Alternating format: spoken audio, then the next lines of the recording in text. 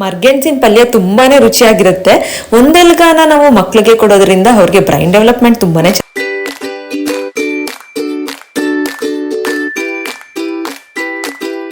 Hello everyone, welcome back to my YouTube channel. Friends, ಎಲ್ಲರೂ ಹೇಗಿದ್ದೀರಾ? ಎಲ್ಲರೂ ಚೆನ್ನಾಗಿದ್ದೀರಾ ಅಂತ ಭಾವಿಸ್ತಾ ಈ ಒಂದು ಹೊಸ ವ್ಲಾಗ್ನ ನಾನು ಸ್ಟಾರ್ಟ್ ಮಾಡ್ತಾ ಇದ್ದೀನಿ. ನಾನಿವತ್ತು ನನ್ನ ಅಮ್ಮನ ಮನೆಯಿಂದ ಇವತ್ತು ವ್ಲಾಗ್ನ ಸ್ಟಾರ್ಟ್ ಮಾಡ್ತಾ ಇದ್ದೀನಿ. ಸೊ ಒಂದು ವೀಕ್ ಆಗಿಬಿಟ್ಟಿತ್ತು, ನಾನು ಯಾವುದೇ ಒಂದು ವ್ಲಾಗ್ನ ನಾನು ಹಾಕಲಿಲ್ಲ. ಬಿಕಾಸ್ ನನಗೆ ಹೆಲ್ತ್ ಇಶ್ಯೂಸ್ ಇತ್ತು, ಆದ್ದರಿಂದ ನಾನು ಹಾಕಿಲ್ಲ, ಯಾವುದೇ ಒಂದು ವಿಡಿಯೋಸ್ ಅಪ್ಡೇಟ್ ಮಾಡಿಲ್ಲ ನಾನು. ಸೊ ಯಾರೆಲ್ಲ ವೆಯ್ಟ್ ಮಾಡ್ತಿದ್ರು, ಬೇಜಾರು ಮಾಡ್ಕೊಬೇಡಿ, ಡಿಸಪಾಯಿಂಟ್ ಆಗಬೇಡಿ ಅಂತ ಹೇಳ್ತಾ ಇವತ್ತಿನ ವ್ಲಾಗ್ನ ಸ್ಟಾರ್ಟ್ ಮಾಡ್ತಾ ಇದ್ದೀನಿ. ನೋಡಿ, ಈ ಒಂದೆಲ್ಗ ಎಲ್ರಿಗೂ ಗೊತ್ತಿರುತ್ತೆ, ಇದು ನಮ್ಮ ಮನೆ ಹತ್ರನೇ ಹಾಕೊಂಡಿದ್ದೀವಿ. ಸೊ ತುಂಬಾ ಚೆನ್ನಾಗಿರುತ್ತೆ. ಅರ್ಲಿ ಮಾರ್ನಿಂಗು 10-15 ಎಲೆನ ನಾನು ತಿಂತೀನಿ. ಇದು ತಿನ್ನೋದ್ರಿಂದ ತುಂಬಾ ಉಪಯೋಗಗಳಿದೆ. ಬ್ರೈನ್ ಫಂಕ್ಷನ್ನ ಬೂಸ್ಟ್ ಮಾಡುತ್ತೆ ಮತ್ತು ಮೆಮೊರಿನ ಇಂಪ್ರೂವ್ ಮಾಡುತ್ತೆ. ಅದರಲ್ಲೂ ಮಕ್ಕಳಿಗೆ ಕೊಡೋದ್ರಿಂದ ಅವ್ರದ್ದು ಬ್ರೈನ್ ಡೆವಲಪ್ಮೆಂಟ್ ತುಂಬಾ ಚೆನ್ನಾಗಾಗುತ್ತೆ. ನನ್ನ ಮಗನಿಗೆ ನಾನು ಅವನಿಗೆ ರಾಗಿ ಗಂಜಿ ಮಾಡ್ತೀನಿ ಅಲ್ವಾ, ಸೊ ಅದರಲ್ಲೇ ನಾನು ಒಣಗಿಸಿ ಅದನ್ನು ಪೌಡ್ರ್ ಮಾಡಿ ಹಾಕೊಂಡ್ಬಿಡ್ತೀನಿ. ಸೊ ತುಂಬಾ ಉಪಯೋಗಗಳಿದೆ. ಸೊ ನಾನು ಅದರಿಂದ ತುಂಬಾ ವರ್ಷಗಳಿಂದ ನನ್ನ ಮಗನಿಗೂ ಕೂಡ ಕೊಡ್ತಾ ಇದ್ದೀನಿ. ಅವನಿಗೆ 1 year ಇದ್ದಾಗಲಿಂದನೂ ನಾನು ಸ್ಟಾರ್ಟ್ ಮಾಡಿದೆ. ಇವನ್ ನನ್ನ ಪ್ರೆಗ್ನೆನ್ಸಿ ಟೈಮಲ್ಲೂ ಅಷ್ಟೇ ನಾನು ಒಂದೆಲ್ಗನ ತಿಂತಾ ಇದ್ದೀನಿ. ಈ ಒಂದೆಲ್ಗ ತಿನ್ನೋದ್ರಿಂದ ನಮಗೆ ಏಜಿಂಗ್ ಆಗಲ್ಲ, ಅಂದರೆ ಏಜಿಂಗ್ ಅಷ್ಟೇ ಈಸಿಯಾಗಿ ಆಗಲ್ಲ, ತುಂಬಾ ಹೆಂಗಾಗಿರ್ಬೋದು. ಮತ್ತು ಸ್ಕಿನ್ ಕೂಡ ತುಂಬಾ ಗ್ಲೋ ಆಗಿ ಚೆನ್ನಾಗಿರುತ್ತೆ. ಇದರಿಂದ ತುಂಬಾ ಉಪಯೋಗಗಳಿದೆ. ಫ್ರೆಂಡ್ಸ್, ಇದನ್ನು ನೋಡಿ, ಇದು ಮರ್ಗೆಣ್ಸು. ಸೊ ತುಂಬ ಜನಕ್ಕೆ ಇದರಲ್ಲಿ ಪಲ್ಯ ಯಾವ ಥರ ಮಾಡೋದು ಅಂತ ಗೊತ್ತಿರೋದಿಲ್ಲ. ಸೊ ಇವತ್ತು ನಾನು ಯಾವ ಥರ ಪಲ್ಯನ ಮಾಡ್ತೀನಿ ಅದನ್ನು, ಆ ರೆಸಿಪಿನ ನಿಮ್ಮ ಜೊತೆ ಶೇರ್ ಮಾಡ್ತಿದ್ದೀನಿ. ಸೊ ಈ ಒಂದು ಮರ್ಗೆಣ್ಸನ್ನು ನಾವೇ ನಮ್ಮ ತೋಟದಲ್ಲಿ ಬೆಳೆದಿದ್ದು. ಸೊ ನೋಡಿ ಯಾವ ಥರ ಹೊರದಿಟ್ಕೊಂಡಿದ್ದೀನಿ ಅಂತ. ಹೊರದಿಟ್ಕೊಂಡು ಸಣ್ಣದಾಗಿ ಕಟ್ ಮಾಡಿಕೊಂಡು ನೀರಲ್ಲಿ ಹಾಕಿಟ್ಕೋಬೇಕು, ಬಿಕಾಸ್ ಕಲರ್ ಚೇಂಜ್ ಆಗಿಬಿಡುತ್ತೆ. ಫ್ರೆಂಡ್ಸ್, ಈ ಮರ್ಗೆಣ್ಸ್ ತಿನ್ನೋದ್ರಿಂದ ನಮಗೆ ನಮ್ಮ ಬಾಡಿಲಿ ಬ್ಲಡ್ ಶುಗರ್ ಲೆವೆಲ್ನ ಮೇಂಟೈನ್ ಮಾಡುತ್ತೆ ಮತ್ತು ಇಮ್ಯೂನ್ ಸಿಸ್ಟಮ್ನ ಬೂಸ್ಟ್ ಮಾಡುತ್ತೆ. ಎಲ್ಲದಕ್ಕಿಂತ ಹೆಚ್ಚಾಗಿ ನಮಗೆ ಕೊಲೆಸ್ಟ್ರಾಲ್ ಕಂಟ್ರೋಲ್ ಮಾಡುತ್ತೆ ಮತ್ತು ವೆಯ್ಟ್ ಲಾಸ್ಗೂ ಕೂಡ ತುಂಬಾ ಹೆಲ್ಪ್ ಮಾಡುತ್ತೆ ಅಂತಲೇ ಹೇಳ್ಬೋದು. ಮೊದಲನೇದಾಗಿ ನಾನು ಕಡಲೆಕಾಳನ್ನ ನಾನು ಹಿಂದಿನ ದಿನ ನೆನೆಸಿಟ್ಕೊಂಡು 1 ವಿಷಲ್ ಕೂಗ್ಸ್ ಇಟ್ಕೊತೀನಿ. ಬಿಕಾಸ್ ಅದು ಪಲ್ಯ ಮಾಡೋದಕ್ಕೆ ಈಸಿ ಆಗಬೇಕಲ್ಲ, ಆದ್ದರಿಂದ ಮರ್ಗೆಣ್ಸು ಸಣ್ಣದಾಗಿ ಕಟ್ ಮಾಡಿದ್ರಿಂದ ಬೇಗನೆ ಬೆಂದೋಗುತ್ತೆ. ಆದ್ದರಿಂದ ಬಿಫೋರೇ ನಾನು ಕಡಲೆಕಾಳನ್ನ ಕೂಗ್ಸಿಟ್ಕೊಂಡು ಇದ್ದೀನಿ. ನೋಡಿ, 1 ಲೋಟ ನೀರು ಹಾಕ್ಕೊಂಡು 1 ಸ್ಪೂನ್ ಉಪ್ಪು ಹಾಕೊತೀನಿ. ಫ್ರೆಂಡ್ಸ್, ಇದರಿಂದ ತುಂಬಾ ಪ್ರಯೋಜನಗಳಿದೆ ಈ ಥರ ಒಂದು ಫುಡ್ ತಿನ್ನೋದ್ರಿಂದ. ಬಿಕಾಸ್ ತುಂಬ ಜನಕ್ಕೆ ಗೊತ್ತಿರೋದಿಲ್ಲ, ತುಂಬ ಜನ ಯೂಸ್ ಮಾಡೋದು ಇಲ್ಲ ಮರ್ಗೆಣ್ಸ್, ಮತ್ತು ಯಾವ ಥರ ಅವ್ರಿಗೆ ಯೂಸ್ ಮಾಡಿ ರೆಸಿಪಿ ಮಾಡೋದು ಕೂಡ ಗೊತ್ತಿರೋದಿಲ್ಲ. ಆದ್ದರಿಂದ ನಾನು ಇವತ್ತಿನ ವ್ಲಾಗಲ್ಲಿ ನಿಮ್ಮ ಜೊತೆ ಶೇರ್ ಮಾಡ್ತಿದ್ದೀನಿ. ನೋಡಿ, ಕೂಗ್ಸಿಟ್ಕೊತೀನಿ ನಾನು. ನೆಕ್ಸ್ಟು ಏನೆಲ್ಲ ಇಂಗ್ರೀಡಿಯೆಂಟ್ಸ್ನ ಯೂಸ್ ಮಾಡ್ಕೊತಾ ಇದ್ದೀನಿ ಅಂತ ತೋರಿಸ್ತಾ ಇದ್ದೀನಿ. ನೋಡಿ, ತುರಿದಿಟ್ಕೊಂಡಿರೋ ಒಂದು ಅರ್ಧ ಹುಳ್ಕಾಯಿ ಮತ್ತು ಹುರ್ಗಡ್ಲೆ, 1 ಟೊಮೆಟೊ, 1 ಇಡೀ ಬೆಳ್ಳುಳ್ಳಿ ಮತ್ತು 2 ಈರುಳ್ಳಿ ಮತ್ತು ಚಕ್ಕೆ ಲವಂಗ, ಅದು ಪೌಡರ್ ಅದು. ನೋಡಿ, 1 ಇಂಚು ಶುಂಠಿ ಮತ್ತು ಒಂದು ಸ್ವಲ್ಪ ಮೆಣಸು, ನಮ್ಮ ಖಾರಕ್ಕೆ ತಕ್ಕಂಗೆ ನಾವು ಹಾಕೊಬೋದು. ನೆಕ್ಸ್ಟು ಒಂದು ಸ್ವಲ್ಪ ಎಳ್ಳು ಮತ್ತು ಒಂದಷ್ಟು ಪುದೀನ ಸೊಪ್ಪು ಮತ್ತು ಕೊತ್ತಂಬರಿ ಸೊಪ್ಪು. ಇಷ್ಟನ್ನು ನಾನು ರೆಡಿ ಮಾಡಿ ಇಟ್ಕೊಂಡಿದ್ದೀನಿ. ಇಷ್ಟನ್ನು ನಾನು ಗ್ರೈಂಡ್ ಮಾಡ್ಕೊತೀನಿ, ಫುಲ್ಲು ಕ್ಲೀನಾಗಿ ನೈಸ್ ಪೇಸ್ಟ್ ಮಾಡಿ ಬ್ಲೆಂಡ್ ಮಾಡಿ ಇಟ್ಕೊತೀನಿ. ನೋಡಿ, ಎಲ್ಲ ಮಿಕ್ಸಿಗೆ ಹಾಕೊತಾ ಇದ್ದೀನಿ. ಮತ್ತು ಫ್ರೆಂಡ್ಸ್, ಈ ಒಂದು ಮರ್ಗೆಣ್ಸ್ ಪಲ್ಯನ ನಾವು ಬೆಳೆಯೋ ಮಕ್ಕಳಿಗೆ ಮಾಡಿಕೊಡೋದ್ರಿಂದ ಅವ್ರದ್ದು ಇಮ್ಯೂನ್ ಸಿಸ್ಟಮ್ ತುಂಬಾ ಚೆನ್ನಾಗಿರುತ್ತೆ, ಅವರು ಆರೋಗ್ಯವಾಗಿರ್ತಾರೆ ಅಂತಲೇ ಹೇಳ್ಬೋದು. ಜಸ್ಟ್ ಈ ಮರ್ಗೆಣ್ಸ್ ಅಷ್ಟೇ ಅಲ್ಲ, ನಾನು ಸ್ವೀಟ್ ಅಂದರೆ ಸಿಹಿಗೆಣಸು ಅಷ್ಟೇ, ಸಿಹಿಗೆಣಸು ತುಂಬಾ ಕೊಡ್ತಿರ್ತೀನಿ ನನ್ನ ಮಗುಗೆ.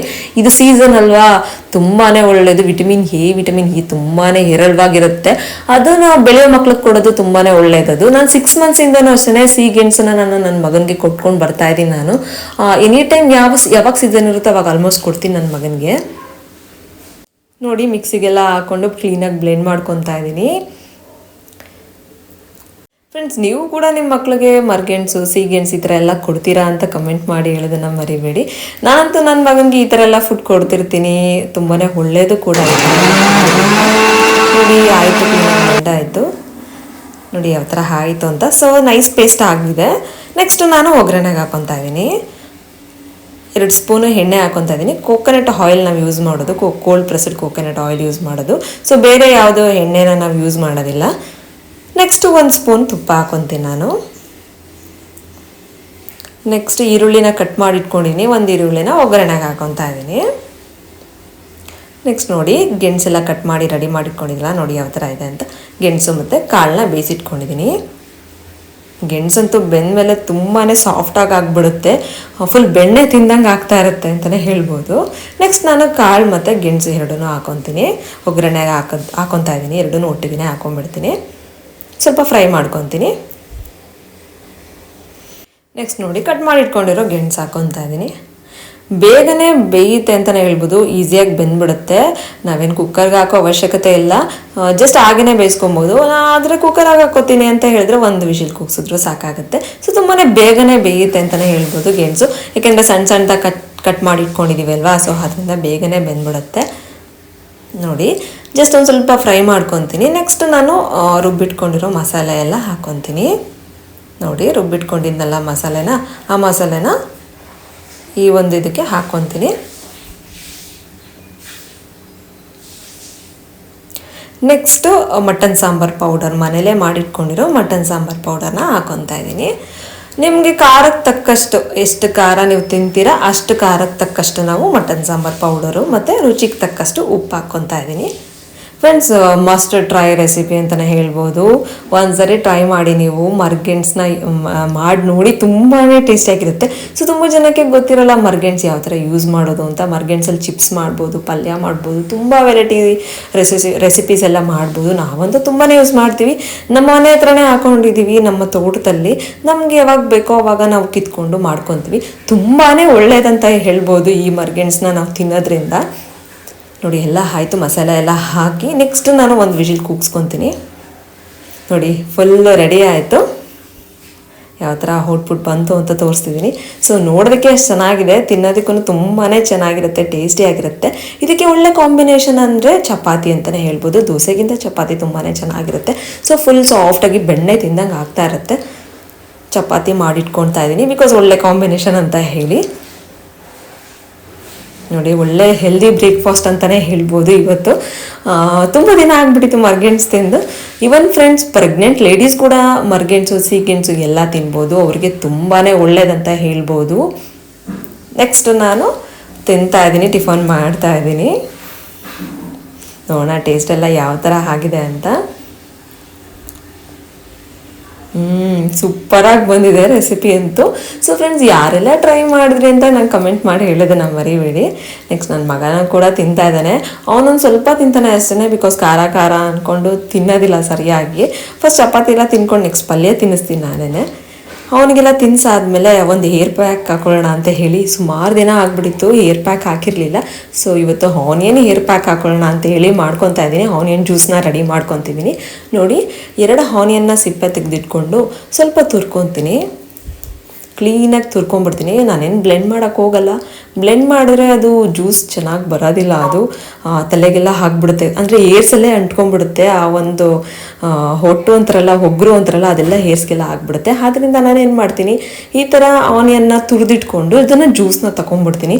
ನೋಡಿ ಎಷ್ಟು ಚೆನ್ನಾಗಿ ಬರುತ್ತೆ ಅಂದರೆ. ಬ್ಲೆಂಡ್ ಮಾಡ್ಕೊಬೋದು, ಬಟ್ ಆದರೆ ಆ ಥರ ಆಗಿಬಿಡುತ್ತೆ, ಕೂದಲಲ್ಲೇ ಏರ್ಸಲ್ಲೇ ಇದ್ಬಿಡುತ್ತೆ. ಆದ್ದರಿಂದ ಈ ಥರ ಒಂದು ಜ್ಯೂಸನ್ನ ನಾನು ತೆಗ್ದುಬಿಡ್ತೀನಿ. ಆವಾಗ ಆರಾಮಾಗಿ ಎಡ್ ಬಾತ್ ಮಾಡಿದ್ರು ಕ್ಲೀನಾಗಿ ಹೋಗುತ್ತೆ. ನೋಡಿ ಯಾವ ಥರ ಬಂತು ಜ್ಯೂಸ್ ಅಂತ. ರೆಡಿ ಆಯಿತು. ಇದಕ್ಕೆ ನಾನು ಏನೂ ಮಿಕ್ಸ್ ಮಾಡಿಲ್ಲ, ಜಸ್ಟ್ ಆನಿಯನ್ ಜ್ಯೂಸ್ ಅಷ್ಟೇ. ನಾನು ವೀಕ್ಲಿ ಒನ್ಸ್ ಅಥವಾ ಟ್ವೈಸ್ ಹಾಕೊತೀನಿ. ಇದರಿಂದ ಏರ್ ಗ್ರೋತ್ ಸ್ಟಿಮ್ಯುಲೇಟ್ ಆಗುತ್ತೆ. ಸೊ ತುಂಬಾ ಚೆನ್ನಾಗಾಗುತ್ತೆ. ಮತ್ತು ಗ್ರೇ ಏರ್ಸ್ ಇದೆಯಲ್ಲ, ಅವರಿಗಂತೂ ತುಂಬಾ ಯೂಸ್ ಆಗುತ್ತೆ. ಗ್ರೇ ಏರ್ಸ್ ಯಾರಿಗೆಲ್ಲ ಸ್ಟಾರ್ಟ್ ಆಗಿಬಿಟ್ಟಿದೆ ಅವ್ರಿಗೆ ಸ್ಟಾಪ್ ಮಾಡುತ್ತೆ ಅಂತಲೇ ಹೇಳ್ಬೋದು. ನಂಗೆ ಅದು ವರ್ಕ್ ಆಗಿದೆ, ಆದ್ದರಿಂದ ನಿಮ್ಮ ಜೊತೆ ನಾನು ಶೇರ್ ಮಾಡ್ತಾ ಇದ್ದೀನಿ. ನೋಡಿ ಫೈನಲಿ ಎಲ್ಲ ಹಾಕ್ಕೊಂಡೆ. 45 ಮಿನಿಟ್ಸ್ ಆದಮೇಲೆ ಹೆಡ್ ಬಾತ್ ಮಾಡ್ತೀನಿ ನಾನು.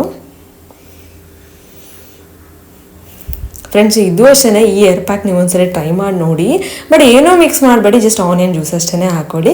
ನನ್ನ ಮಗನಿಗೆ ನಾನು ಸ್ನಾನ ಮಾಡಿಸ್ಕೊಂಡು ಕರ್ಕೊಂಡು ಬಂದಮೇಲೆ ಅವ್ರ ಅಮ್ಮಮ್ಮನೇ ರೆಡಿ ಮಾಡಬೇಕಂತ ಹೇಳಿ ಅವ್ರ ಅಮ್ಮಮ್ಮನ ಹತ್ರನೇ ಬಟ್ಟೆ ಹಾಕ್ಸ್ಕೊತಾ ಇದ್ದ. ಅವನಿಗೆ ಎಲ್ಲ ರೆಡಿ ತಿಂಡಿ ತಿನ್ನಿಸಿ ಸ್ನಾನ ಮಾಡಿಸೆಲ್ಲ ಆದಮೇಲೆ ಒಂದು 45 ಮಿನಿಟ್ಸ್ ಇರಬೇಕಲ್ಲ, ಸೊ 45 ಮಿನಿಟ್ಸ್ ಇರೋಣ ಅಂತೇಳಿ ಇದ್ಬಿಟ್ಟು ನೆಕ್ಸ್ಟ್ ನಾನು ಸ್ನಾನ ಮಾಡೋಕ್ಕೆ ಹೋಗೋಣ ಅಂತೇಳಿ ನಾನು ಹೆಡ್ ಬಾತ್ ಮಾಡ್ಕೊಂಡು ಬರೋಕ್ಕೆ ಹೋಗ್ತಾ ಇದ್ದೀನಿ. ಫ್ರೆಂಡ್ಸ್, ತುಂಬಾ ಚೆನ್ನಾಗಿದೆ ರಿಸಲ್ಟ್ಸ್ ಅಂತೂ. ಸೊ ಒಂದು ಸರಿ ನೀವು ಟ್ರೈ ಮಾಡಿ ನೋಡಿ ಫೈನಲಿ ಎಲ್ಲ ಹೆಡ್ ಬಾತ್ ಎಲ್ಲ ಆಯಿತು. ಸೊ ಸನ್ ಡ್ರೈ ಮಾಡಿಬಿಡ್ತೀನಿ ನಾನು, ಬಿಸಿಲಲ್ಲೇ ಒಣಗಿಸ್ಕೋತೀನಿ ನಾನು ಕೂದಲನ್ನ, ಬಿಕಾಸ್ ತುಂಬಾ ಚೆನ್ನಾಗಿ ಹೆಲ್ದಿಯಾಗಿರುತ್ತೆ. ಫುಲ್ ಶಾರ್ಟ್ ಹೇರ್ಸ್ ಮಾಡಿಸ್ಬಿಟ್ಟೆ ಅಲ್ಲ, ಆದ್ದರಿಂದ ಆ ಥರ ಕಾಣಿಸ್ತಾ ಇದೆ ನನ್ನ ಹೇರ್ಸು. ನೋಡಿ ಯಾವ ಥರ ಕಾಣ್ತಿದೆ ಅಂತ. ಸೊ ಸಾಫ್ಟ್ ಆ್ಯಂಡ್ ಸಿಲ್ಕಿ ಆಗುತ್ತೆ. ಅದು ರಿಸಲ್ಟ್ಸೇ ಬೇರೆ ಥರ ಇರುತ್ತೆ. ಒಂದ್ಸರಿ ನೀವು ಟ್ರೈ ಮಾಡಿ ನೋಡಿ, ನಿಮಗೆ ಆ ರಿಸಲ್ಟ್ಸ್ ಗೊತ್ತಿರುತ್ತೆ. ಫ್ರೆಂಡ್ಸ್, ಈ ವಿಡಿಯೋ ಎಲ್ರಿಗೂ ಇಷ್ಟ ಆಯಿತು ಅಂತ ಭಾವಿಸ್ತೀನಿ. ಫ್ರೆಂಡ್ಸ್, ಈ ವಿಡಿಯೋ ಇಷ್ಟ ಆದಲ್ಲಿ ಲೈಕ್ ಶೇರ್ ಕಮೆಂಟ್ ಮಾಡೋದನ್ನ ಮರಿಬೇಡಿ.